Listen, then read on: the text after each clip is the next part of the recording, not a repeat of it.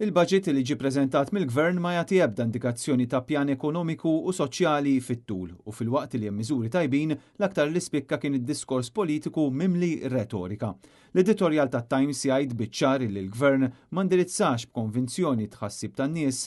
Apparti minn hekk huwa ta' tħassib kif il-Gvern ma ta' ebda soluzzjonijiet biex jindirizza l-esplużjoni fil-popolazzjoni li ġab huwa stess, kwistjoni serja li qed tpoġġi pressjoni enormi fuq is-servizzi pubbliċi. Il-budget fih ftit li xejn miżuri konkreti u azzjonijiet tanġibli biex l-ekonomija iddur lejn attività illi tkun ta' valur miżjud. U apparti aspetti li se jħallu impatt pożittiv, it-Times titkellem ukoll fuq il-problemi kbar fis-settur tas-saħħa, tant illi s-settur mhux ilaħħaq mad-domanda kbira li qed ikollu fuqu, mill-ġdid kaġun ta' żieda enormi fil-popolazzjoni.